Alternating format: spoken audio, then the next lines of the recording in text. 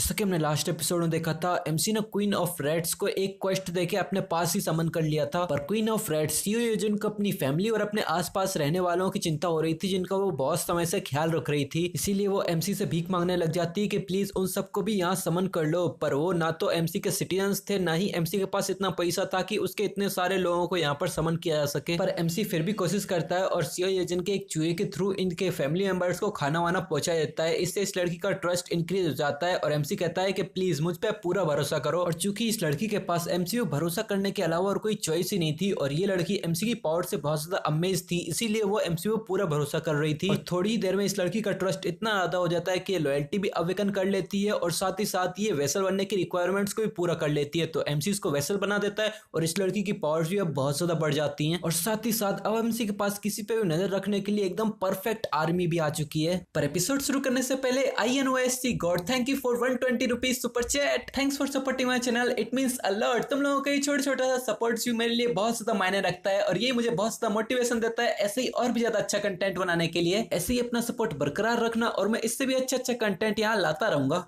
हमारे आज के एपिसोड की शुरुआत होती है जहां एमसी ने इस लड़की को बता दिया था कि ये अपने पेरेंट्स के रेस्क्यू के लिए नाओमिंग डॉन एक टीम को भेज रहा है। जिसपे ये लड़की एमसी से कहती है, क्या तुम उसी नाओमिंग डॉन की बात कर रहे हो जो संगडो सी के पास में ही है? तो किम कहता है हाँ बिल्कुल। और वो मन में सोच रहा था इत्तेफाक से सीओ योजुन पहले भी नाओमिंग डॉन में रही है क्योंकि उसके पेरेंट्स वहीं पर ही रहते थे। तो ये नेचुरल है कि हाडोन जॉन की पार्टी में सबसे आगे नजर रखने के लिए इसका जाना एकदम एडवांटेजियस होगा और ये आसानी से वो कर भी पाएगी। और ये तो उसके लिए बिल्कुल भी मुश्किल नहीं होगा, बस उसे अपने चूहे ही तो आगे भेजना है। फिर ये लड़की थोड़ा फोकस करते हुए अपने चूहों पे कंसंट्रेट कर रही थी और अपना एमसी ये देख के सोचता है कि मैं इससे कंफर्म कर सकता हूँ कि मेरी फैमिली अब भी जिंदा है कि नहीं, और इन चूहों की हेल्प से मेरे लिए रेस्क्यू सप्लाईज भेजना और भी ज्यादा आसान हो जाएगा। फिर ये लड़की अपनी आंखें खोलती है और एकदम खुश मिजाज हंसी खुशी अंदाज में कहती है कि बस अब तुम सब कुछ मुझ पे छोड़ दो, मैं सब पे नजर रख लूंगी। और चूंकि एमसी ने उसके रिश्तेदारों को इतना सारा खाना पानी प्रोवाइड करवा दिया था तो ये लड़की अब एमसी के ऊपर पूरा भरोसा करती है और इतना से ही में इसकी ट्रस्ट इंक्रीज हो जाता है, इसकी लॉयल्टी भी बहुत ज्यादा इंक्रीज हो जाती है। फिर किम कहता है तो क्या तुम अभी से ही शुरू कर सकती हो? तो ये लड़की भी एकदम पूरे कॉन्फिडेंस में अपने चूहे को नीचे उतारती है और वो कहती है कि ऑफ कोर्स, मतलब बिल्कुल। तो ये किम कहता है कि अब जबकि तुम इतना सब कुछ नजर रख ही रही हो तो ये भी तुम्हारे लिए अच्छा होगा कि तुम भी इस सबवे रेल्स के थ्रू आगे ही जाओ। तो ये लड़की एमसी से कंफ्यूजन में कहती है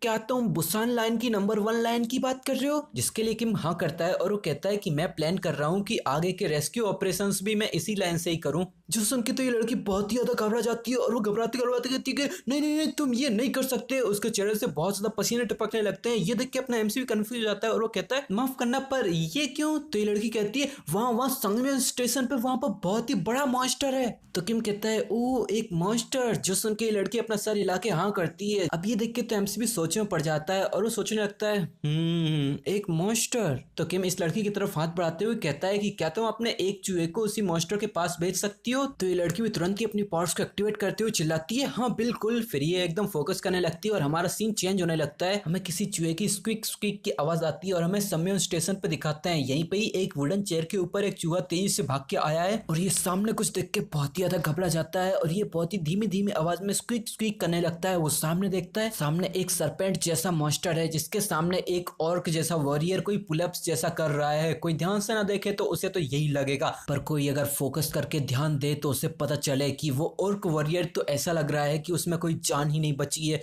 और वो अपने सर के बल पे किसी चीज से तो लटका हुआ है। और अगर तुम दूसरे एंगल से देखो जहां से उस जगह पर थोड़ी रोशनी आ रही हो तो पता चले कि वो एक जाइंट सरपेंट है जिसने एक ऑर्क वॉरियर को अपने जबड़े में दबोच रखा है। वो सरपेंट अपनी पैनी निगाहों से चारों तरफ देखता है और एकदम से उस ऑर्क वॉरियर को उछाल के निगलने लगता है। जी हाँ, पूरा का पूरा ऑर्क वॉरियर ही वो निगल जाता है। जो देख के उस चूहे की भी फट जाती है और धीरे धीरे करके अपने पैरों को पीछे करने लगता है। पर तुम्हें क्या लगता है एक सांप की प्रजाति जो जमीन पे वाइब्रेशंस को सेंस करके ही शिकार करती है, वो इस चूहे को सेंस नहीं कर पाएंगी? खास तौर पे ये तो एक जाइंट सरपेंट है। इसने आराम से उस चूहे को नोटिस कर लिया था। वो अपनी तिरछी नजरों से इस चूहे की तरफ देखता है पर इस चूहे को लगता है कि वो तो बहुत चालाक है, इसीलिए वो एक पिलर के पीछे जाके छुप जाता है। पर वो सांप अब भी इसी की तरफ देख रहा था। वो चूहा सोच रहा था कि मैं तो इतना छोटा हूँ तो वो सरपेंट इतना जाइंट है, वो मुझे सेंस नहीं कर पाएगा। पर वो जैसे ही थोड़ा सा निकलने की कोशिश करता है, वो सरपेंट उसके बगल में ही आ खड़ा हुआ था, जो देख के चूहा भी बहुत हैरान हो गया था। वो जाइंट सरपेंट अपना बड़ा सा 4 दांतों वाला मुंह खोल के सीधे इस चूहे के ऊपर टूट पड़ता है। देख के ऐसा लग रहा था कि इस जाइंट से मुंह में इसके जैसे 100 चूहे फंस जाएंगे और इसको तो बिल्कुल डाइजेशन और प्रॉब्लम भी नहीं होगी, पर ऐसा कुछ भी नहीं होता। वो चूहा बहुत ही ज्यादा फुर्तीला निकलता है। वो चूहा आसानी से इसके हमले को डॉच कर जाता है और ना सिर्फ डॉच करता है, वो इससे और भी ज्यादा दूर दूर भागने लगता है। वो सरपेंट बस इसको देखते ही रह जाता है और उसे भी पता था कि इसका पीछा करना तो बस एनर्जी की बर्बादी होगी, तो भी इसको जाने देता है और अपनी जुबान निकल के फिस फिसी करने लगता है। यहाँ चूहा अब यहाँ से बहुत ज्यादा दूर निकल जाता है। वो फुल स्पीड में भाग रहा था और अब अपना एमसी भी अपनी अल्टीमेट आइज को बंद कर लेता है और इस मॉन्स्टर को देख के उसकी भी बोलती बंद हो जाती है और वो मन ही मन में सोचता है कि ये मॉन्स्टर तो सच में बहुत ही ज्यादा बड़ा है। अब मैं सोच रहा हूँ कि इसका लेवल क्या होगा। अभी मैंने जो देखा उसके हिसाब से इसका लेवल 40 से ज्यादा होना ये इम्पॉसिबल नहीं है। हो सकता है कि इसका लेवल 40 से भी ज्यादा हो। यहाँ शियोजन एमसी से कहती है, क्या तुमने वो देखा? उस मॉन्स्टर के होते हुए हम समयोन स्टेशन का इस्तेमाल नहीं कर सकते? जिसपे किम भी अपना सर हिला के हाँ करता है। फिर ये लड़की एक सजेशन देती है कि क्या हम इसके एक स्टेशन दूर वाले बियोमिंग्योल स्टेशन का इस्तेमाल नहीं कर सकते? मैंने तुम्हारे टीममेट्स को देखा है, उनकी स्किल्स सच में लाजवाब है। उनकी स्किल्स के होते हुए वहां पर उन्हें कोई ज्यादा प्रॉब्लम नहीं होगी वहां से गुजरने में। फिर किम भी अपनी अल्टीमेट आइज को डीएक्टिवेट करके अपनी आंखों को नॉर्मल करता है और वो सोचता है कि हाँ ये लड़की जो कह रही है वो गलत नहीं है। तो वो इस लड़की से कहता है ठीक है हम यही करेंगे। फिर ये लोग थोड़ी देर कुछ और डिस्कस करते हैं और अपना एमसी एक स्माइल देके कहता है ठीक है अब तुम अपनी यूनिट 2701 में जा सकती हो। जो सुन के लड़की कहती है क्या माफ करना। फिर धीरे धीरे करके खड़ी होने लगती है और अपना एमसी से बताता है कि ये वही जगह है जहां अब से तुम रहने वाली हो।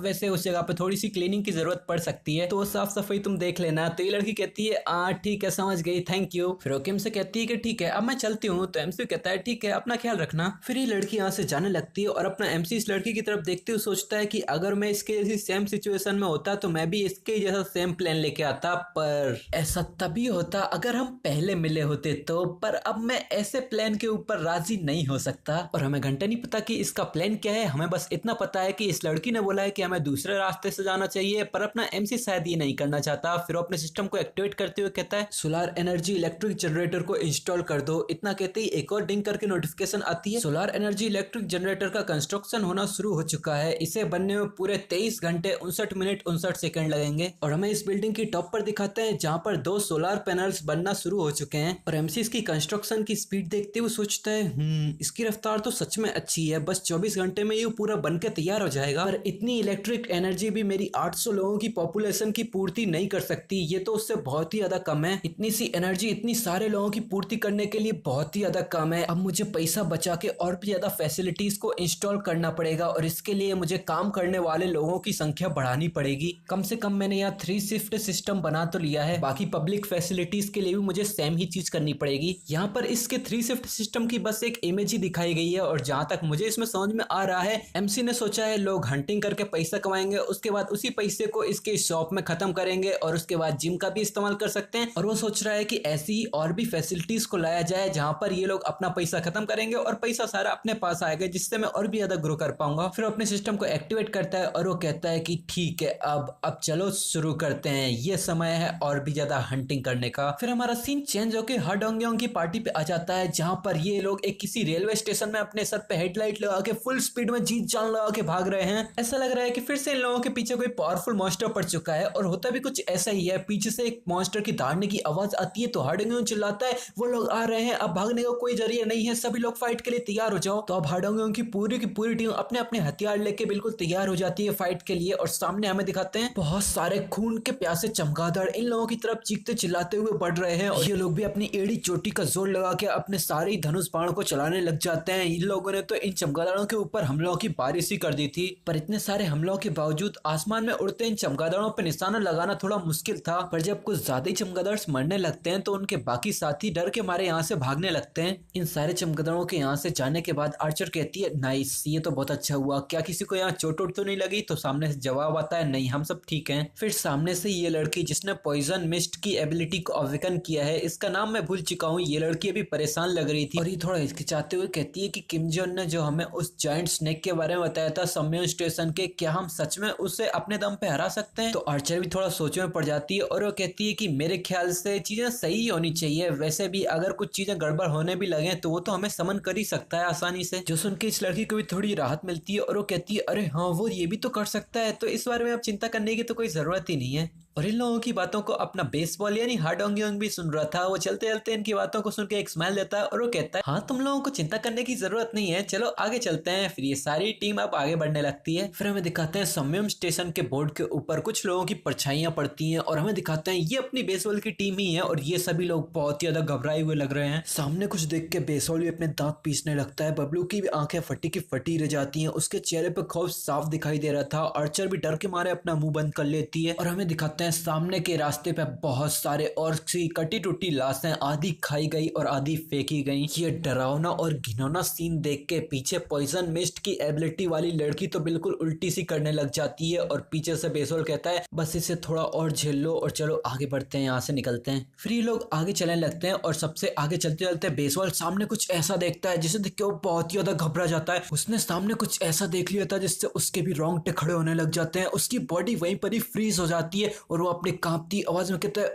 रुको। बेसबॉल की ये हरकत देख के सभी लोग एकदम से अलर्ट हो जाते हैं और सभी लोग अपना अपना फाइटिंग पोज ले लेते हैं। सामने हमें बेसबॉल को दिखाते हैं, वो ऊपर की तरफ देख के कुछ बहुत ही ज्यादा घबरा रहा था। उसकी पूरी बॉडी कांप रही थी और वो सामने क्या देख रहा था, उसी से नजरें मिलाता हुआ उससे 10 गुना ज्यादा बड़ा जायगेंटिक सरपेंट। उसका जायगेंटिक साइज और उसकी शिकारी नजरें देख के ऐसा लग रहा है कि बेसबॉल की पूरी टीम बस उसके लिए एक टाइम का खाना है। इस तरह चमगादड़ तो इतना घबरा चुका है कि उसकी पूरी बॉडी कांप रही है। उसके मुंह से एक शब्द भी नहीं निकलते। फिर वो एकदम से आ करके चिल्लाता है और वो कहता है, आखिर हम इसके जैसे मॉन्स्टर को कैसे ही मार सकते हैं। तभी सामने से एक पावरफुल इंपैक्ट आता है और किसी को नहीं पता चलता कि आखिर ये है क्या। आर्चर तो बेसबॉल से गले ही लग जाती है और जोर से चिल्ला रही होती है। बेसबॉल इससे गले लगाते हुए कहता है, सभी लोग नीचे झुक जाओ। इसकी बात मानते हुए सभी लोग ही नीचे झुक जाते हैं। सबसे नीचे लड़कियां और उसके ऊपर सारे लड़के लड़कियों को प्रोटेक्ट कर रहे होते हैं। ये पावरफुल इंपैक्ट पूरे 10 सेकंड तक चलता है और इन 10 सेकंड में सभी लोग जोर जोर से चिल्ला रहे होते हैं। पूरी की पूरी सुरंग इनकी दर्दनाक चीखों से ही गूंज रही थी। और हमारा बेदर्द MC किम जेयोन इन लोगों की तरफ इनका मजाक उड़ाने के लिए एक डिंग करके नोटिफिकेशन भेजता है। इसमें एक क्वेस्ट भेजी थी। इस क्वेस्ट में लिखा था कि तुम्हें इस जायंट स्नेक को हंट करना है, वो भी 10 मिनट के अंदर अंदर, और इसके रिवॉर्ड में तुम्हें एक large amount of experience point मिलेगा। खास तौर पे इसकी पेनल्टी तो कोई नहीं है। ऐसा लग रहा है कि किम भी इन लोगों का मजाक उड़ाने के लिए ये क्वेस्ट भेज रहा है, पर हमें अब कुछ नहीं पता कि आगे क्या ये 10 मिनट में ये क्वेस्ट कंप्लीट हो भी पाएगी या नहीं, क्योंकि ये एपिसोड यहीं पर ही खत्म हो जाता है। वैसे आगे क्या होने वाला है ये देखने के लिए तो मैं भी बहुत ज्यादा एक्साइटेड हूँ। मुझे पता है तुम लोग भी बहुत एक्साइटेड हो, पर कुछ नहीं कर सकते, हमें इंतजार तो करना ही पड़ेगा। तो अगर तुम लोगों को ये वीडियो पसंद आई तो वीडियो को लाइक करना, चैनल पर नए हो तो सब्सक्राइब कर लेना। और अब हम मिलेंगे तुमसे नेक्स्ट एपिसोड, तब तक के लिए